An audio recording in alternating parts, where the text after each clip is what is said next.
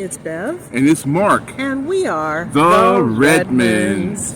Welcome to another exciting episode of Meet the Redmonds. And guess what? Meet the Redmonds is our podcast journey about marriage, second chances, and unyielding love. In season 2, my husband Mark and I share laughs, lessons, and life with some great friends that we meet along the way. We promise to keep the conversation relevant, churchy, and old school. It's a mix we call the Redmond Way. Meet the Redmonds streams every Sunday at 5:30 p.m. across all time zones on Facebook, YouTube, and OCPITV.com. We'll meet up with you soon. Hey everybody, it's Mark Redmond from Meet the Redmonds, and I am here with part 2 of Faith and Finances with my wife Beverly, who is going to be interviewing her brother Willie Smith, who is a financial planner, a financial advisor, and they're going to go over the ABCs of savings and finance and stocks and bonds and 401ks and 435Bs. We're even going to talk a little bit about tithing and how you can manage that. A whole plethora of savings and finances are going to be brought to the forefront in this episode. And I'm going to come back at a later time toward the end of the episode and just give you some information on where you can find Meet the Redmonds and our 2 award-winning books, Finally I Do Again, and Revelations of a Real Man or Woman. So I want you to sit back. I want you to enjoy this episode, Faith and Finances Part 2, and then I'm going to come back and bring it on home. So sit back, relax, and enjoy the episode. Podcast, Willie Smith, how are you? I'm doing great. Glad to be here. So, as we concluded the last episode, and if you haven't watched, please go back and grab that first episode of Faith and Finances. But as we concluded the first episode, we start at the basics. So I want to do a little bit of glossary work just to demystify some terms and socialize some terms for folks that may not know where to start with what they're doing. So one of the big questions I had when I started looking at finances, even at work, you're thrown in with a lot of new information and resources that you can take advantage of sometimes. Right. What's a 401? A 401k, sure. Mm-hmm. So when it comes to retirement plans, there's a few different types, right? Mm-hmm. And when you have an employer plan, you have 401k, 457 plans, you have what's called 403B plans. Right. They're very similar to each other.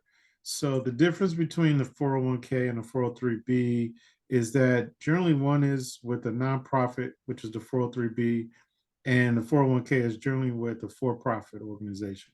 Mm-hmm. But they're very, very similar. It's what we call a contribution plan. Mm-hmm. This is where the employee makes a contribution and saves out of their normal income. Mm-hmm. And then there's generally a match from the employer. I would say most companies do some type of match. Sometimes that match is additional 3%, sometimes it's 5%, sometimes it's 10%, but they generally have some type of match. There are companies that don't, but by and large, I would say a lot of companies do provide some type of match.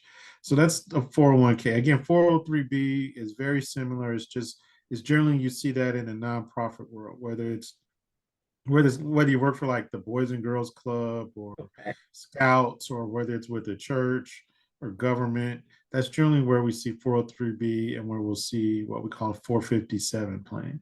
Mm-hmm. So if I'm signing on as an employee or switching employers and I see those things offered in general, what is your thought on should one participate in those types of tools or not? I would say almost all the time you want to participate. There are a few exceptions where maybe you don't want to, but for most part, you do want to participate. And again, many companies match. And so when you're turning down that match, you're basically turning away free money. You know, there's what we call taxable money, there's tax-free money, and then there's just free money. So we want to make sure that we take advantage of the free money. If they're willing to give you 5% of your income, let's just say you make $100,000 a year. That's $5,000 that they're adding to your income Mm-hmm. that you're not participating in, and So you have the ability free to money. invest it and grow it and do, Mhm. yeah. So, in most cases you want to contribute to it, and and again, in most cases it's a pretty seamless process. It's done right through payroll. They re- they deduct it right out of your payroll, so you don't have to think about it. You don't have to look and make all these decisions on how you're going to invest every month or every year. Mhm. It's being done for you. And do you check on it every year? Is there usually someone there that you can have an annual conference with Yeah, to see how your most money? people may not even be aware, but most companies do have a representative that helps them. At least they should have one Mm-hmm. that represents them. And if they don't, you can always call me. Sometimes that's business that they'll even transfer to us, Mm-hmm. and we can be what they call that agent of record if they don't have someone. But generally, there's some type of agent of record who makes himself available to help educate those employees on selecting funds for them and helping them with their timeline and what they need for retirement. Is there such thing as being too young to participate in a 401 or a 403? Absolutely not. I mean, I don't think you can be too young. The only thing only requirement uh, in terms of contributing to a retirement account is that you have to be working. Mm-hmm. So you can contribute to an IRA, you can contribute to a Roth IRA. You just need to work. And even if there is, even if I'm mistaken, I don't think I am, but even if I'm mistaken, we can open up custodial accounts Mm-hmm. or for those that are underage. So there's always a workaround.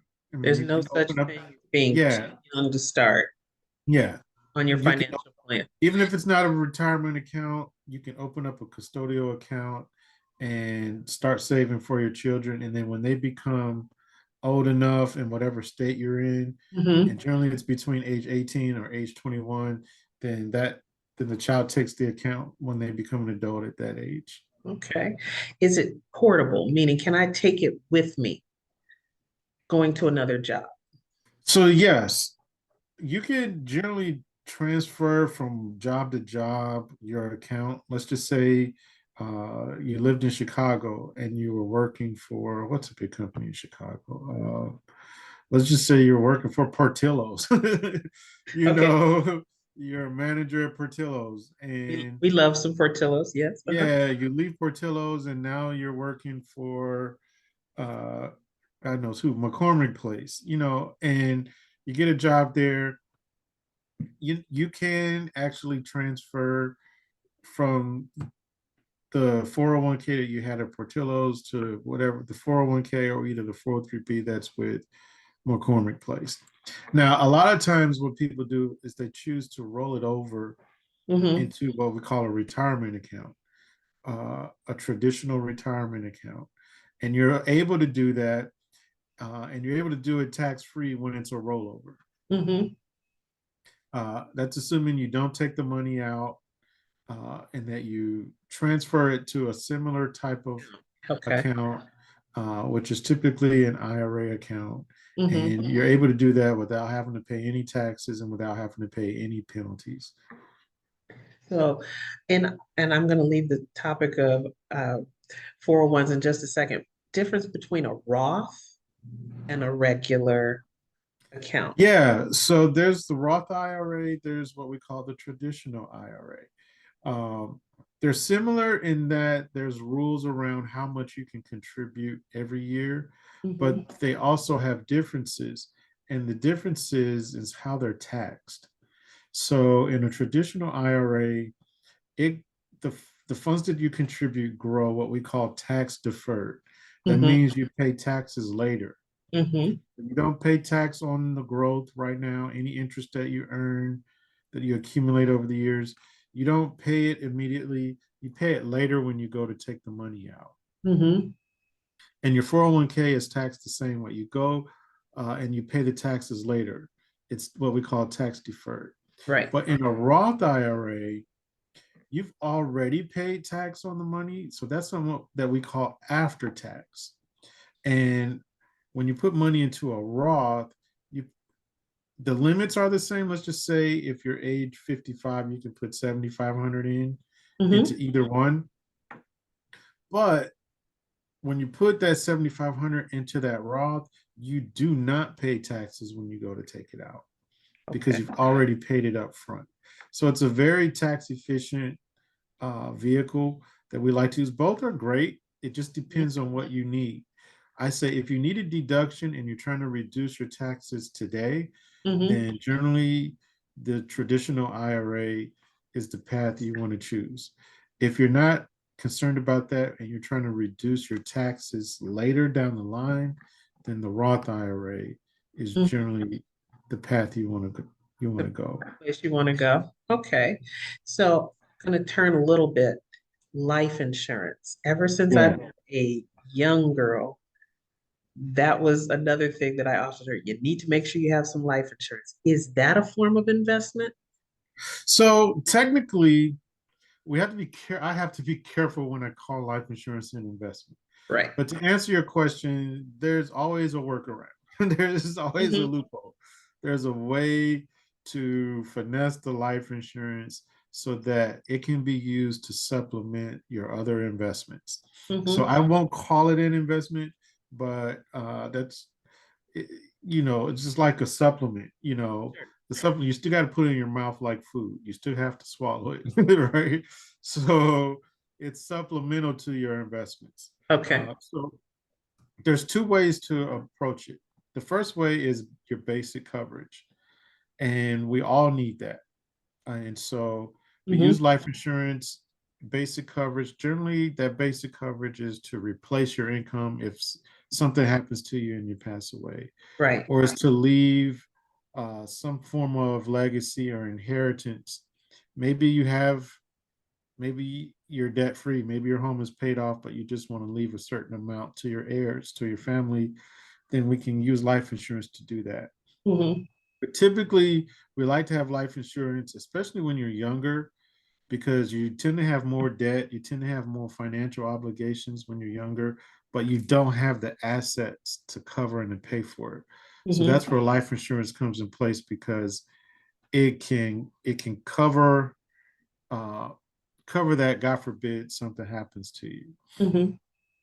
Gotcha. And the other I said two phases. So the other phase is the supplemental part that I was talking about, where maybe you have all those other ducks in a row, but you want to minimize your taxes and you want to look at another strategy to help with that.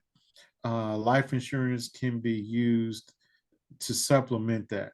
It's a more advanced strategy. I can't get into details. We don't have enough time today. I'm saying I'm gonna call you about that. Okay. Yes. All right.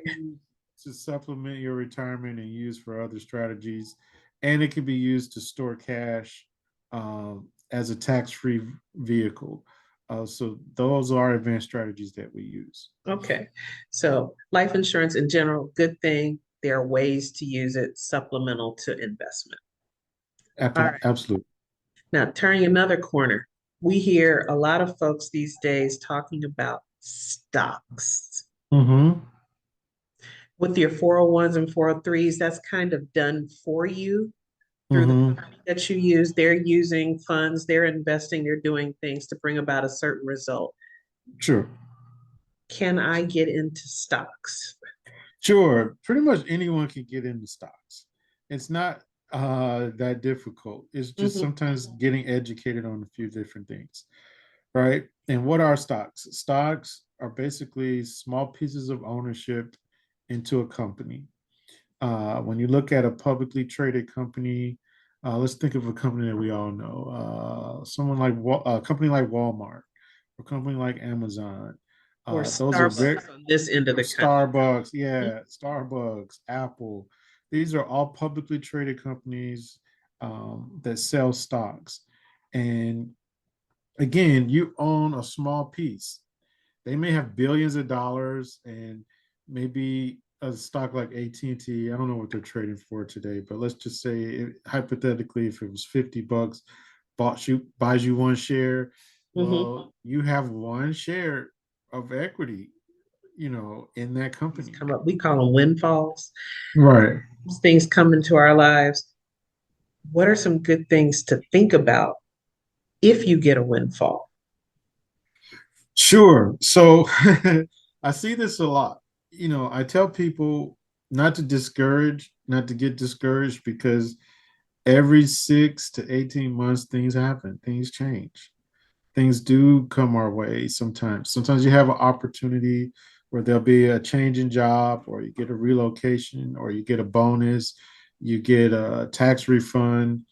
Uh, those are great opportunities to invest or to Mm-hmm. set funds aside towards your financial goals. Um, I don't like to necessarily classify grief and loss as an opportunity, but those are times when people are making very delicate decisions. Yes. So it is an opportunity to sit down and have those conversations. It's not a joyous occasion, it's not a fun Mm-hmm. time, but it is a delicate time where, hey, maybe I need to sit down and talk with someone so I don't make uh, a a permanent decision over Mm-hmm. a temporary situation, Yeah.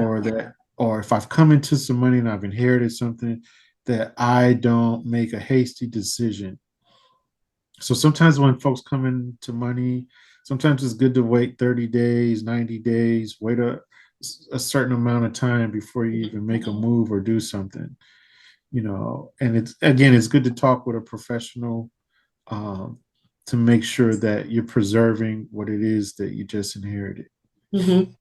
Now, as we're turning the corner into these last couple of minutes on the podcast, uh, the B word, budget. Yeah. What are your tips when you're thinking about budgeting? Again, budgets are something that are custom for each person, right? Yeah. Now, when I worked in corporate, we got away from calling it budget, and instead of the B word, we call it the P word. We just call it the plan. The You plan. know, All right. because people tend to take budget as in a negative way. So to get rid of the negative connotation that comes with budget, we would just call it plan. But at the end of the day, you have to you have to plan, and you have to give money that direction. Otherwise, it's going to go on its own. Hmm.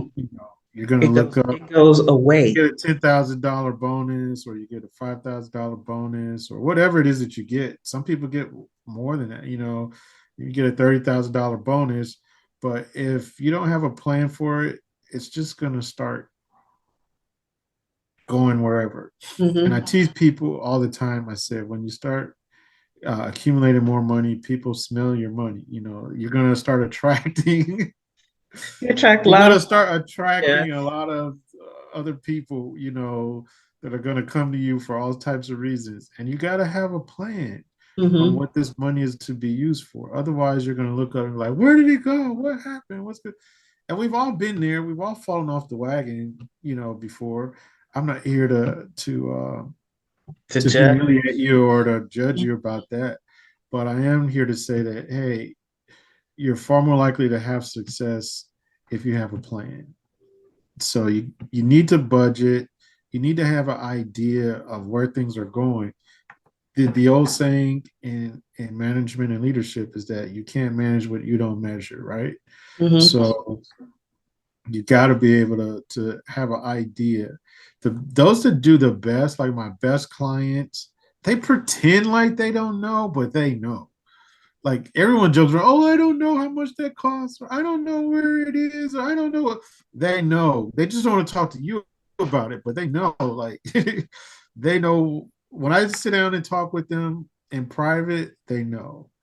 And those that maybe not doing so well, those are the ones that tend to be a bit more passive. They procrastinate. They put it off on the side.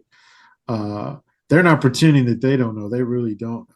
Like, Mm-hmm. uh, but if you're intentional about it and you sit down a plan and you get clear and you can see where things are at, then you can just manage that much better. And this is be our last question. When you talk about getting clear, where does faith and finance come together for you? Are they separate things? Do they intertwine? What do you think?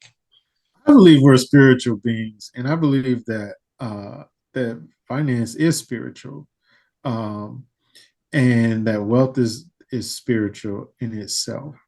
You know, and God created us. He created us to have community, to need each other, and we have these needs. And finance is just the tools Mm-hmm.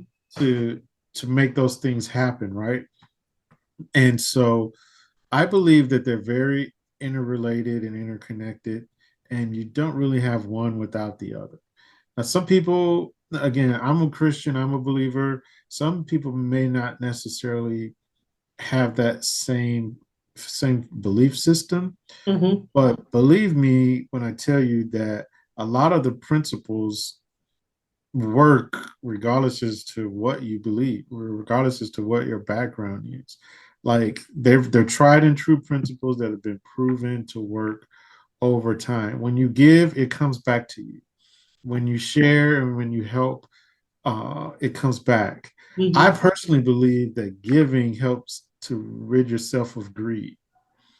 Mm. It keeps us from being greedy. Yeah. A lot of times we're worried about what the church is going to do or what this nonprofit is going to do with the money.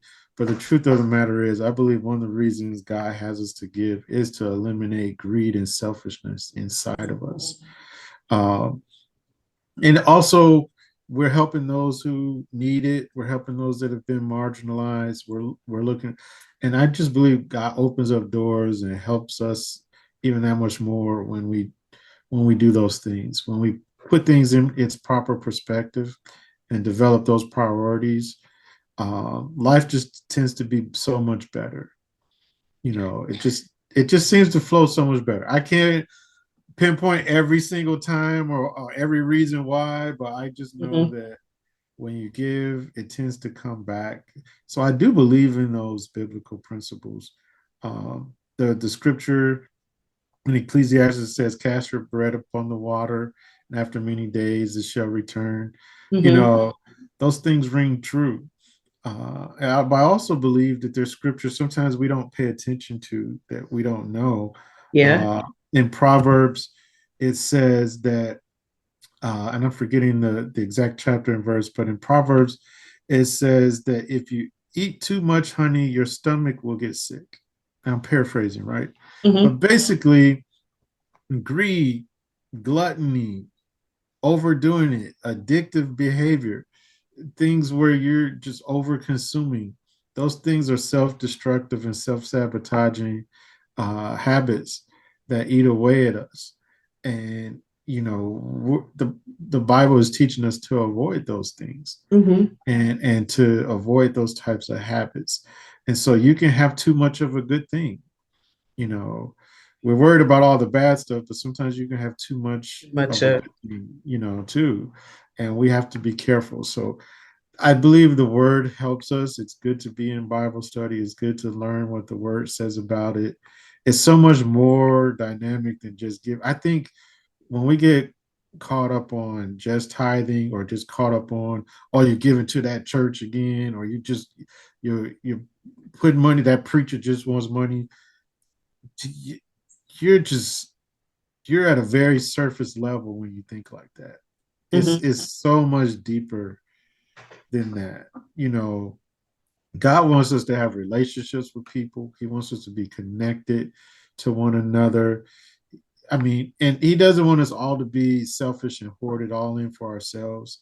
I mean, I believe how we learn is so much deeper than that. Some people reverse tithe. Have you heard of reverse tithing? No, reverse tithing. What? Yes, reverse tithing is they live off the 10 and they give the 90 away. Ooh, That's a whole nother level. That's a whole nother that's concept. a mind blow. Yeah.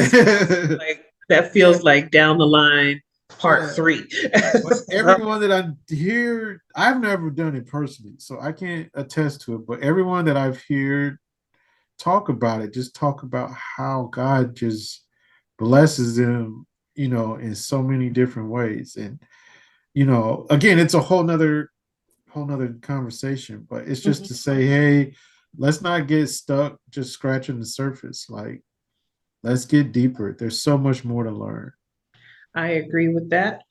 And with that, I want to say thank you for being one of our guests on season 2 of Meet the Redmonds. We are talking Faith and Finances Part 2. If you haven't seen Part 1, go back and see that. But we thank you very, very much for being here. And to the audience, want to let you know that we can always find our books that we've written. Finally, I Do Again and Revelations of a Real Man or Woman on redmondprojects.com. You can find us on social media, on YouTube. You can find us on Threads, Instagram, Facebook, and Pinterest. And on Sundays, every Sunday, 5:30 on ocpitv.com. It's Meet the Redmonds. I'm your co-host, Bev Redmond, and on behalf of my husband, it's not his way, it's not my way, but it's always the Redmond way. Bye. Hey everybody, I'm back. I hope you enjoyed part 2 of Faith and Finances. I sure learned a lot. And now I can probably use some things and diversify my portfolio and all those good things so I can leave something not just for me and Beverly in our golden years, but for our kids and possibly our grandkids. That's what the Bible says. So also, while you enjoyed this episode, I want you to know that Meet the Redmonds can be seen now at 5:30 p.m. any time zone, anywhere on Facebook, on YouTube, and on ocpitv.com. So we want you to check out Meet the Redmonds on YouTube and Facebook and ocpitv.com, but check us out on redmondprojects.com so you can check out our 2 award-winning books. These are great books, people. We need you to buy these books. They will bless your life. We got some finance issues in the book too that you might want to check out. There's a chapter in Finally I Do Again called What's Hers is Hers and What's Mine is Hers. So that deals with spending and everything. But it's done with a lighthearted point of view. So check out our books, check out Meet the Redmonds, and check out us next week when we finish with part 3 of our Faith and Finance series with New York Times financial journalist Emily Flitter. We got somebody from the New York Times, people. We are doing it big at Meet the Redmonds. So check us out next week. Check us out this week. Check us out on YouTube. And we will see you with our catchphrase, it's not my way, it's not my wife's way, but it's the Redmond way. Peace.